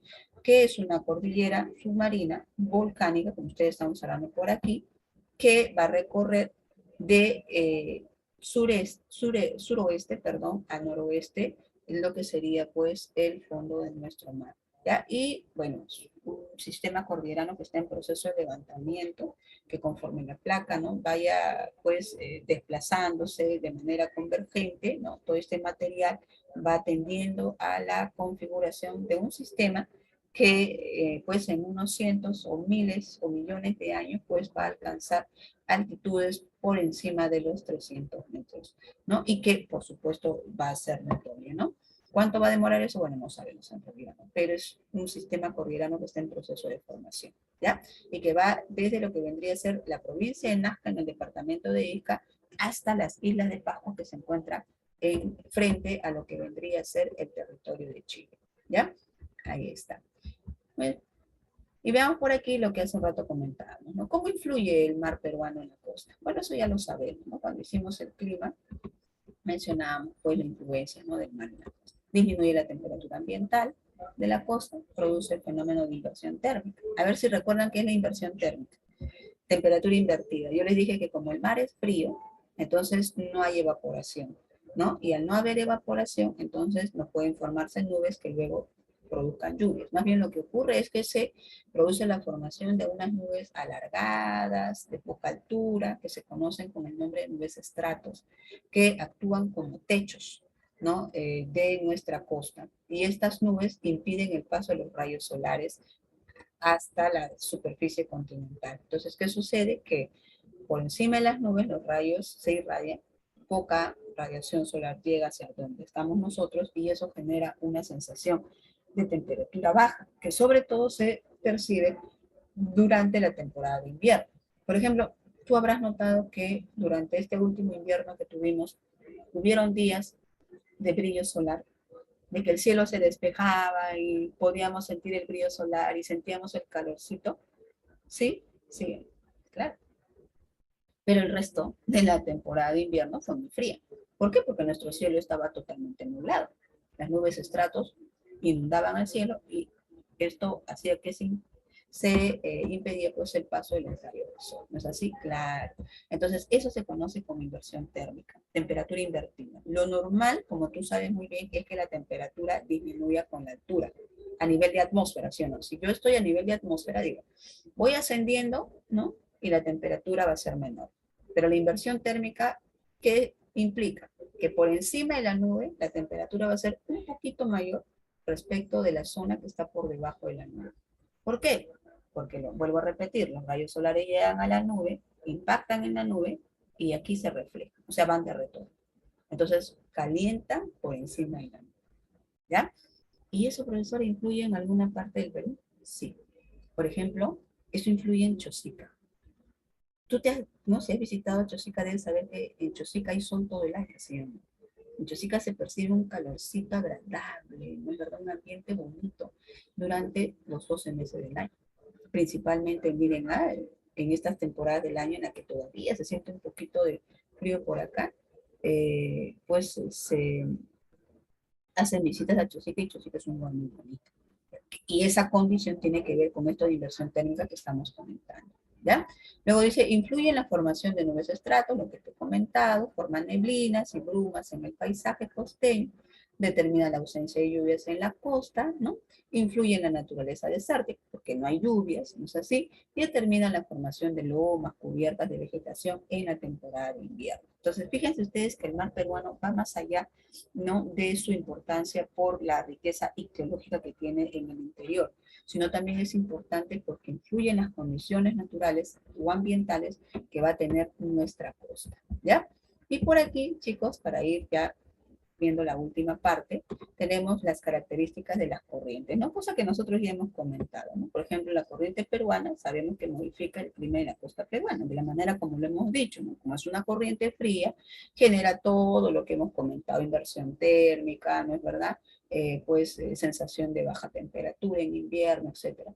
Determina un clima subtropical en la costa central y sur, como ya lo hemos estudiado cuando hicimos el tema de climas, ¿no? Y aquí está su dirección, ¿no? Como te dije hace un rato, de sureste a noroeste, ¿no? Su punto límite sería Punto Agujas, que está en el departamento de Piura, ¿no? Su ancho varía dependiendo de la estación. En verano tiene 100 millas de extensión y 200 millas durante la temporada de invierno. Al interior de la corriente peruana vamos a encontrar, por ejemplo, a la corriente costera y también a lo que sería la corriente oceánica del Perú. ¿Ya? Estas dos forman parte de lo que sería la corriente peruana o de Humboldt. Sus aguas son frías, se mueve a una velocidad de 28 kilómetros por día, se dice, y tiene una profundidad que va entre los 200 a 500 metros de profundidad en nuestro mar. ¿Ya? Y de dónde procede? Bueno, esta viene de lo que vendría a ser la parte central de Chile, ¿no? Desde la zona de Valparaíso se mueve en dirección hacia nuestro litoral, ¿no? Tiene una longitud de 4.445 kilómetros aproximadamente y su área de influencia va desde la zona de Tacna hasta el departamento de Lambayeque, ¿no? Y por aquí, ahí está, ¿no? Miren, ahí está justamente, ¿no? Esta sería, la pegada sería la corriente costera, la que está un poquito más afuera sería la corriente oceánica del Perú, ambas, todas ellas forman parte de lo que nosotros conocemos como la corriente de Humboldt. ¿Ya? Y finalmente por aquí tenemos a la corriente del Niño, que ya también hemos descrito anteriormente, ¿no? Que tiene temperaturas altas, ¿no? Que provoca abundantes lluvias, sobre todo en la temporada de verano. Y su dirección es distinta, mira, esta va de norte, ¿no? De norte a sur, ¿no es así? Pero en este caso, fíjense ustedes que también se está desplazando hacia el occidente, al igual que la corriente peruana. Es más, es la corriente peruana la que empuja a la corriente del Niño para desplazarse en esta dirección. ¿Ya? Y tenemos aquí que su punto límite sería Punta Agujas, que se encuentra en el departamento de Piura. Sus aguas son cálidas, ¿no? Es una corriente estacional porque hace su presencia o su aparición en la temporada de verano, ¿no? Entre lo que sería fines de diciembre, ¿no? Hasta, pues, la finalización de esta estación. Procede del Golfo de Guayaquil, de la zona de Ecuador, ¿no? Y, bueno, ¿no? Su origen, como te dije, está en la gigantesca contracorriente ecuatorial, ¿no? La contracorriente ecuatorial es un gigantesco movimiento de aguas oceánicas que se mueve en este sentido, en sentido horario. ¿Ya? Una porción, una pequeña porción de esta contracorriente es la corriente del Niño, que la llamamos así como te dije aquí en el Perú, porque aparece a fines de diciembre, coincidiendo con la celebración de la Navidad. ¿Ya? Y aquí tenemos pues que su área de influencia va entre Tumbes y Piura, como lo habíamos comentado. ¿Ya? Muy bien, chicos, entonces estas son las características que nosotros vamos a señalar respecto a lo que vendría a ser el mar peruano. ¿Ya? Vamos a revisar algunas preguntitas rapidito, chicos. A ver, un ratito, un ratito.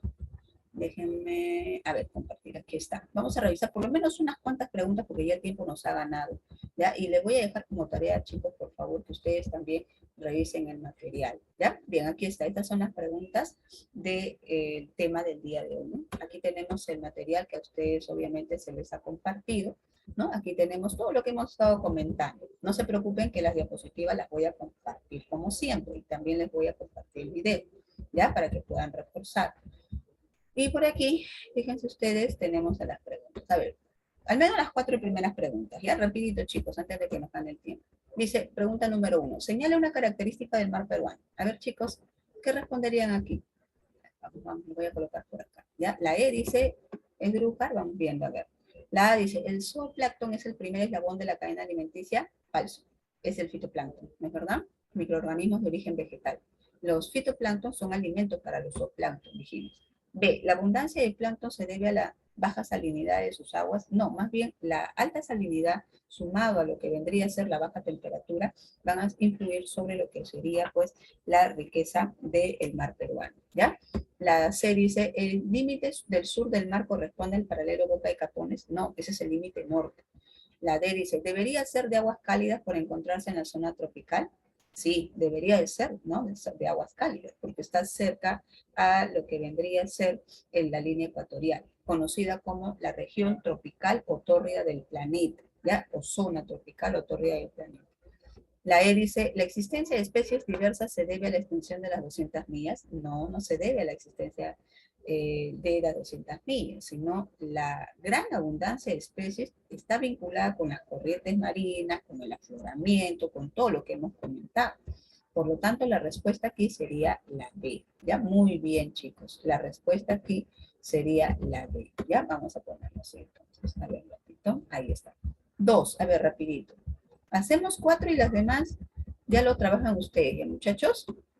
Dice, los factores principales que influyen en las bajas temperaturas del mar peruano. A ver, ¿qué factores influyen en la baja temperatura del mar peruano?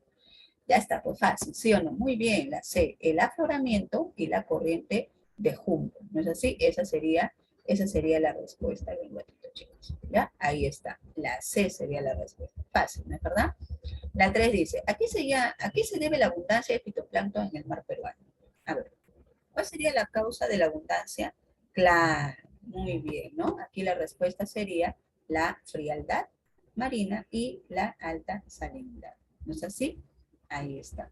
Y a ver, un ratito, chicos. Y la 4, a ver, y ahí nos quedamos, muchachos, porque tiene ya otra clase. La 4, chicos, rapidito, dice, en términos generales, en el mar peruano se presentan 2 sectores con características propias. El mar frío, de la corriente de Humboldt, y el mar tropical. En este contexto, ¿cuál es la característica que permite en uno de estos sectores que exista abundancia de biodiversidad y cantidad de especies ictiológicas?